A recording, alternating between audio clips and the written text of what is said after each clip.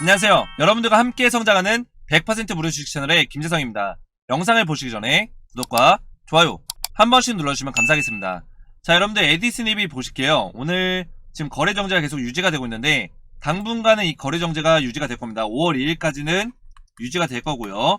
5월 2일날 이제 이의제기 신청을 해야 되는데 이의제기 신청을 하는 과정이 굉장히 어렵습니다. 그래서 에디스닙이가 이의제기 신청을 한다고는 했지만 이 신청이 실제로 가능할지에 대해서는 우리가 좀 생각을 해볼 필요가 있고요. 지금부터는 우리가 에디스닙이가 이의제기 신청을 하든 아니면은 신청을 해서 상장 폐지가 되든 안 되든 이거는 우리에게 중요하지 않습니다. 우리는 지금부터 어떻게 대응을 해야 되냐, 이런 결과에 따라서 이 대응 전략과 시나리오가 준비가 되어 있어야 된다는 거죠. 그래서 제가 여러분들에게 아주 중요한 대응 시나리오를 영상 마지막 부분에 말씀을 드릴 건데요. 영상 끝까지 시청해 주시기 바라겠고요.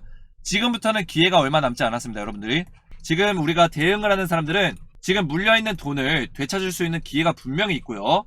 대응을 하지 않는 사람들은 이 상장 폐지가 됐을 때 되찾을 수 있는 방법이 없습니다. 사실상 이 돈이, 이 피 같은 돈이 휴지가 될 수 있다는 거죠. 그래서 우리가 이 기회를 꼭 잡으셔야 되고, 이 기회에 대해서 제가 여러분들에게 말씀을 드릴 겁니다. 자, 이의제기 신청이 어려운 이유에 대해서 제가 설명을 드릴게요.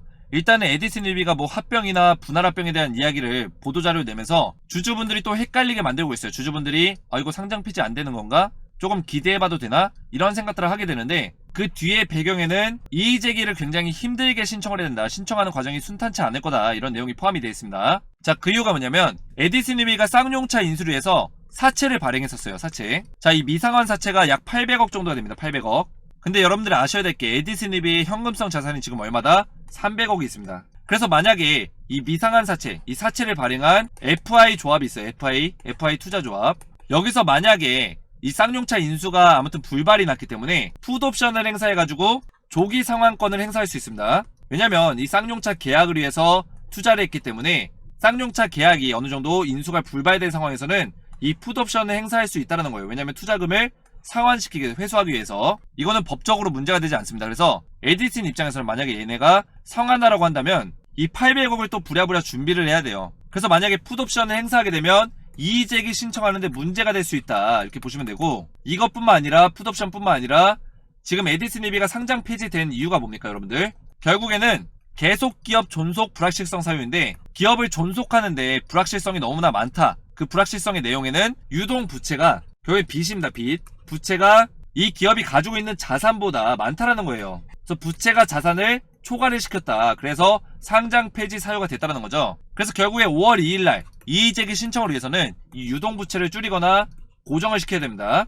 그렇지 않고서는 이의제기 신청을 한다 한들 받아들여지지 않는다는 거예요. 근데 만약에 FI에서 풋옵션을 실행하게 되면 다른 데서 돈을 또 빌려다가 이거를 상환을 해줘야 되잖아요. 그래서 이 두 가지가 엮여가지고 가장 큰 문제를 만들고 있다. 그래서 에디스닙은 이 두 가지를 해결해야 됩니다. 결국에는 이 FI 투자조합에 풋옵션을 시행하지 않겠다는 불이행 확약을 받아야 된다는 거죠. 근데 얘네들 입장에서는 굳이 에디스닙이가 뭐가 좋다고 이거를 상환 안 할 이유가 없습니다. 왜냐면 얘네들은 결국에 이 투자를 위해서 사채를 발행해 준 건데 이 목적이 끝났기 때문에 회수를 해도 되는 거예요. 그래서 에디스닙이가 이제 부탁을 하겠지만 이거에 대해서 들어줄지도 좀 의문이고요. 그리고 이것뿐만 아니라 이런 것들 다 해결하고 나면 감사 의견과 관련된 개선 계획서를 준비해야 됩니다. 개선 계획서. 어떻게 개선을 하겠고 이 존속 불확실성에 대한 이런 문제들을 어떻게 해결을 할 건지, 이런 거에 대한 개선 계획서가 준비가 돼야 되고요.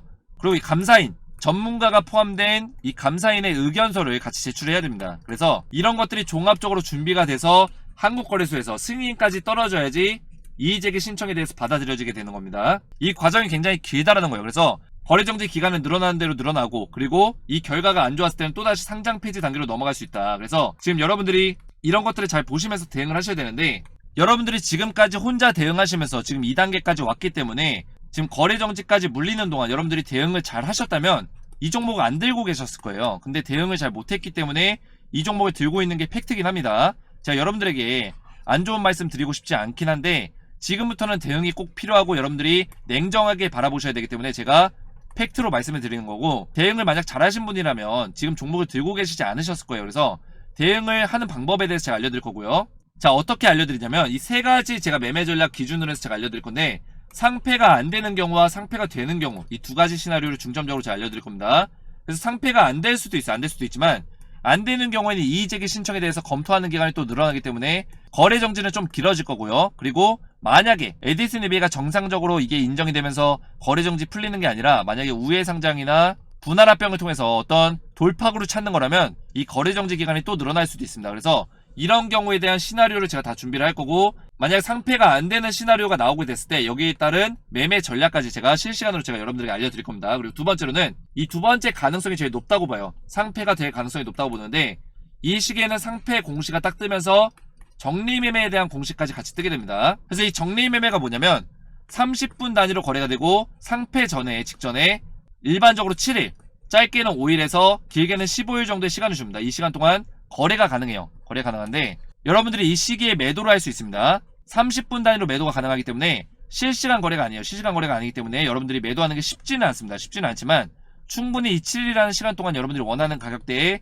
매도를 할 수 있다. 우리가 이 시기에 큰 수익을 볼 수는 없어요. 하지만 탈출하는 데 좀 중점을 둬야 되고, 이 정리매매 시기에는 에디슨 EB 같이 기존에 이슈가 있었던 종목, 그리고 거래량이 많이 터졌던 종목일수록 정리매매 시기에도 거래량이 많이 터질 수 있습니다. 그래서 변동성이 오히려 강해질 수 있다. 그래서 오히려 정리매매 시기에는 변동성이 강해야지 우리가 탈출할 수 있는 기회가 생깁니다. 그래서 에디슨 EB가 이 정리매매 시기에 주가가 많이 빠진 상태에서 시작할 수도 있고, 그렇지 않은 경우도 있는데, 저는 충분히 에디슨 EB가 정리매매 시기에 플러스 마이너스 30%에 대한 제한폭이 없기 때문에 이 거래량이 많이 터지면서 하루에 100% 이상도 오를 수 있는 가능성이 있다고 보고 있어요. 그래서 우리가 매도에 대한 시점과 그 타이밍만 잘 잡는다면 충분히 여러분들이 탈출할 수 있다, 이렇게 볼 수 있습니다.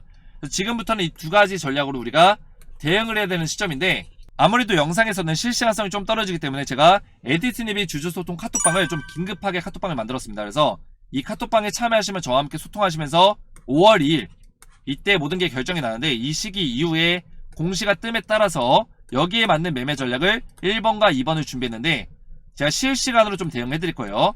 그래서 제가 5월 2일날 이후부터 대응을 해드리는데 왜 벌써 카톡방을 말씀을 드리냐, 지금부터 카톡방에 들어오시면 제가 여러분들의 매수 평균 단가, 매수가와 그리고 매수 금액에 대해서 파악을 할 거예요. 파악하고 여러분들이 매수하신 그 가격대에 알맞게 제가 이 시기에 맞춰서 실시간 대응을 해드리기 위해서 이 자료들을 먼저 수집을 할 겁니다. 수집해서 여러분들이 탈출하실 수 있도록 제가 최선의 준비를 할 겁니다. 그래서 에디슨 EB 주주소통 카톡방 참여하시면 5월 2일 이후부터 실시간 대응 받으시면서 여러분들이 꼭 탈출하실 수 있도록 제가 도와드릴 거고요. 그리고 궁금하신 내용 있으시면 저한테 자유롭게 질문 남겨주시면 제가 답변까지 드리고 있습니다. 그래서 에디슨 EB 카톡방 참여하셔서 저와 함께 소통하시면서 실시간 대응 받기 원하시는 분들은 아래 제 개인 번호 010-5738-8281번으로 에디슨이라고만 세 글자 문자로 보내주시면 제가 100% 무료로 카톡방 초대 링크를 문자로 답장 드리겠습니다.